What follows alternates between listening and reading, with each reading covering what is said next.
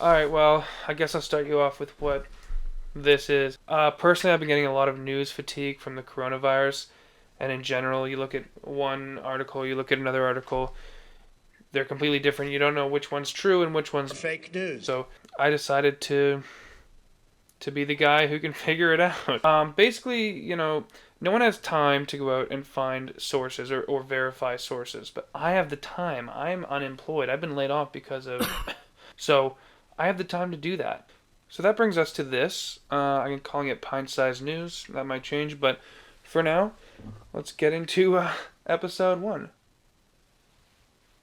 Okay, so this episode is going to be called Hornets, Locusts, Aliens. These are 3 major news stories that have nothing to do with coronavirus because I am sick and fucking tired of talking about coronavirus. So the New York Times releases this article. It's called Murder Hornets in the U.S. The Rush to Stop the Invasion of the Asian Giant Hornet. So other publications release a storm of varying normal to fear-mongering news like this one and this one and this one. Okay, so before we dive into this, what actually is the Murder Hornet? So they're native to mountainous areas of Japan, but they live all across Asia, and they are 2 inches long with a 1/4-inch stinger. It's not just big, it's fucking powerful. A Japanese entomologist named Masato Ono said it was like taking a hot nail through the leg. But if that imagery isn't enough, you can also watch this fucking psychopath Coyote Peterson letting one sting him. Okay, so obviously that's terrifying, but these things are actually valued in Japan because they kill crop pests or some shit. But that's not the only reason why they're valued. So the most interesting thing about these things is their saliva, or rather the saliva of their larva. The adult Asian giant hornet, he brings home to his larva the dismembered corpses of his victims, and he feeds it to the larva, and in return, the larva produces this super saliva. It's called Vespa amino acid mixture, and this stuff is crazy. It allows the adult hornets to fly out to 100 kilometers a day at a speed of 40 kilometers an hour, and it's the only thing they eat in their entire lives. If that's not enough, the Japanese have actually created a sports drink based off of Vespa amino acid mixture, and gold medalist marathonist Naoko Takahashi said that that's what gave her the edge in the Sydney Olympics in 2000. Okay, so what's the problem? Well, the headlines will tell you these things are going to kill you are bullshit. They kill 40 people a year in Japan compared to 62 people a year in the US from hornets and normal bee stings. So that's just, it's fear-mongering bullshit. The problem is the way that they fuck up bees, specifically European honeybees, which is the predominant species that we have here in North America. See, the Japanese honeybee has a defense against the giant hornet because they co-evolved. Basically, the hornet goes looking for honeybees. They have scouts. And with the Japanese honeybee, they form a tight ball around the hornet, and they kill it with heat that they produce with their bodies and from a special chemical that they produce as well. European honeybees don't have this defense. They just try to 1v1 the hornets, and they get fucked up because the hornets are way bigger than them, and then they just destroy the hive. One giant hornet can kill 40 North American honeybees in 1 minute. 30 of them can kill up to 30,000 honeybees in around 3 hours. That's an entire hive. I mean, it's like fucking World War II in color. So here lies the issue. Our honeybee population has no natural defenses against these things.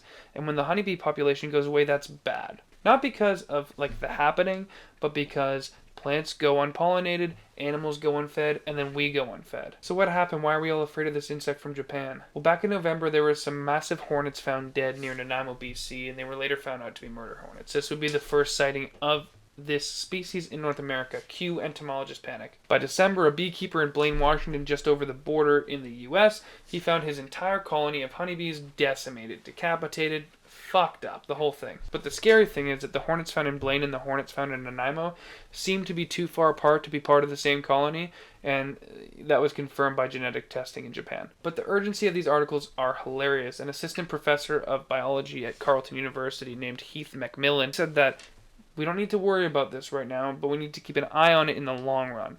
That makes sense to me. Now, no one knows how these things got here. There are theories that it came on a cargo ship or that it was imported as an exotic pet. Both of these things seem unlikely for reasons that aren't that interesting, but the whole point is we have no clue how they got here. And by the way, there haven't been any sightings of murder hornets yet in Canada this year, which, it seems like there would be since they should be coming out of hibernation if they really had a colony here, but who knows? So why is this news coming out now and not back in the winter when they found them? Well, I have 2 theories. Number 1 is that it's not that interesting. Oh, we found these crazy hornets, but you won't see them for a couple months, so keep an eye out then. It just doesn't get you that excited. The second reason is that they know how sensitized we are to news and that we'll take anything at face value at this point. Like, if contagion can come true, why not the bees? So basically, I think they just know how to hook a reader. But the point is that it's still important, and there have been advisories released in BC and Washington to look out for these hornets because they would be devastating to our honeybee population. Okay, so basically there's a locust uprising in Africa, and I know at this point the news is so saturated that it's kind of hard to give a shit about something that's happening seemingly so far away from you, but trust me, this is a big deal. Okay, so what's a locust? Locusts aren't as interesting as murder hornets, so we won't spend as much time on them, but it's important to know what they are and how they become to understand how much of an impact they could have. So a locust is basically just a green grasshopper. Well, they start as one, and when they're grouped too closely together, they undergo a physical and behavioral change. They basically become dicks. They started as a green grasshopper, and then they turn pink, and then black, and then eventually bright yellow. Recently, scientists have actually found out that this grouping behavior stimulates serotonin production in the locust.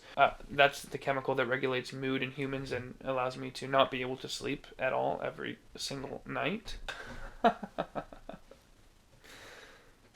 So anyways, when they touch and smell each other, they release serotonin. When they're all grouped together, that becomes a domino effect. So basically, if they have enough food and moisture in the area that they're living in, they are able to lay their eggs and the eggs are able to hatch. And once they do this, their population can grow by 400 times.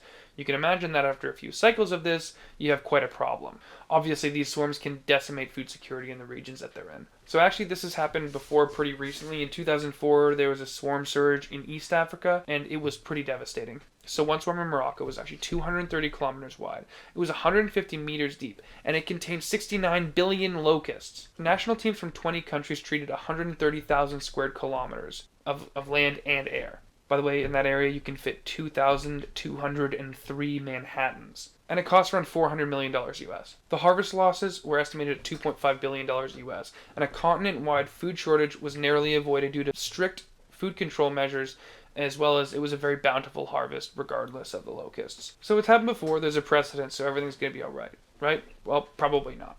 Kenya now is just recovering from devastating floods in the east and west part of the country, which killed hundreds and left thousands homeless. Flooding is caused by heavy rains, which causes a lot of moisture, which causes locusts. Actually, back in December when the flooding first started, there was a massive swarm of locusts that was actually the biggest in East Africa in 30 years. Now, due to the cyclical nature of the locusts that we talked about, the next one is only going to be worse. So the UN has actually already warned that this is going to cause major food shortages in the region. To be more specific, David Hughes of the Food and Agriculture Organization of the UN said that it's going to threaten the food security of 23 million people. 23 million. But, this has happened before, right? They're going to figure it out. No, not exactly. This time around, there's another major crisis, which I'd rather not name, that has most, if not every, country in the world struggling its own internal battle. And it has organizations like the UN otherwise unable or unwilling to help. Remember in 2004, it took the efforts of 20 countries to curb the swarms. Right now, I can't name 20 countries off the top of my head that aren't dealing with their own crisis. Even worse, because of the closure of borders and supply chains, Kenya wasn't able to get the materials or the chemicals they needed to curb the swarms when it was still possible. It's not possible anymore. It's too late. On the bright side, the wind has kept the swarms in northern Kenya and southern Ethiopia. These are areas that have a lot of open land that aren't used for farming. But that could change, and the results would be horrific. We're talking about like 20 million people starving to death. It's really bad. So the whole UFO thing, as we know it, started in 1947 in Roswell, New Mexico, when a farmer found a bunch of rubbish on his yard and thought it was a crash. He said it looked like a disc. That's basically where the whole UFO thing comes from. The assumption now is that it was part of a secret balloon program by the US government to monitor the Soviet Union, which sounds weird, so take that as you will. Fast forward to now, I'm sure you know that the Pentagon has released these videos that had already leaked, and they said that they have no idea what they are, but that they are in fact real. After a thorough review, the department has determined that the authorized release of these unclassified videos does not reveal any sensitive capabilities or systems and does not impinge on any subsequent investigations of military airspace incursions by unidentified aerial phenomena.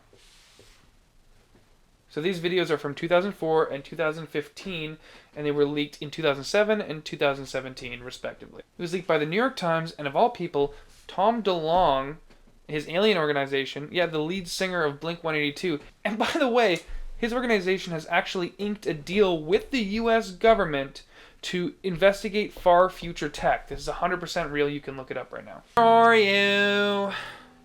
And I'm so sorry. If you have any doubt about the legitimacy of these videos, just take in the fact that it prompted Japan's government to draw up protocols for a potential encounter with a UFO.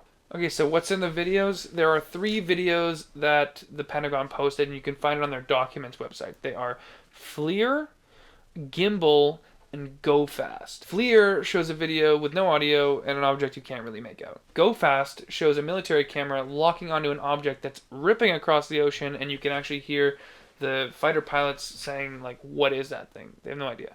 Gimbal shows a clearer, closer photo of what looks like a classic UFO. Again, the pilots are amazed. One of them remarks that it's going against 120 knot winds. He doesn't say how fast it's going, but from the tone of his voice, we can tell that he's pretty freaked out by it. They also get weirded out when it starts rotating on its side. So Commander Dave Fravor broke his silence. He was the fighter pilot that was flying one of the jets during the Gimbal video. He described the object as tic-tac shaped, about 40 feet long, with no wings, and the weirdest part is he said that he couldn't see any exhaust or any propulsion system.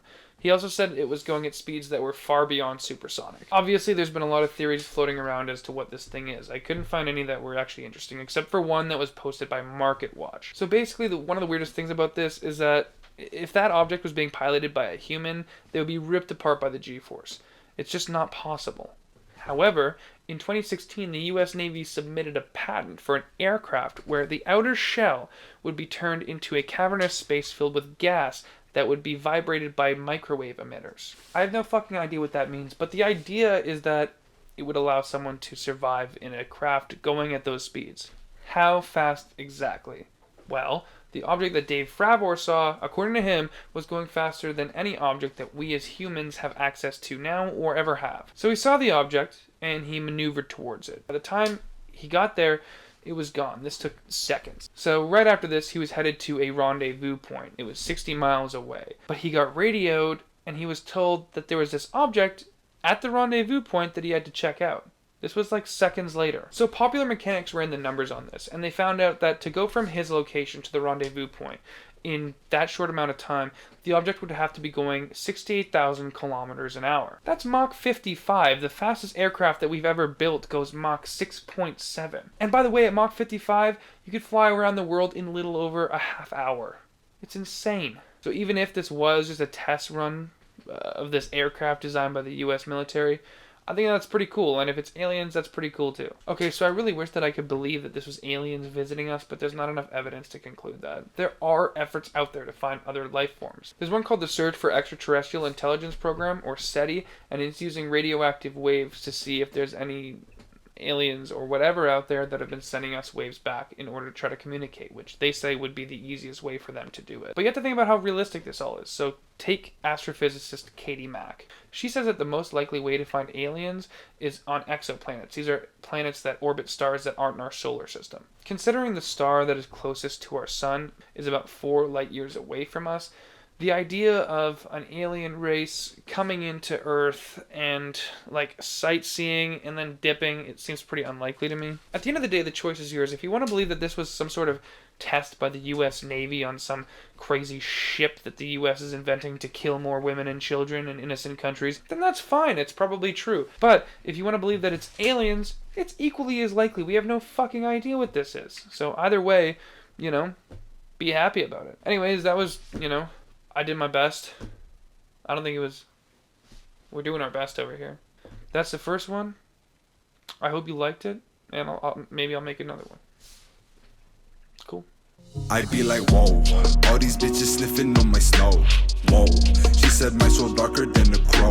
Whoa, she gave me love and thought that shit would grow. No, she tried to change me, baby, let it go.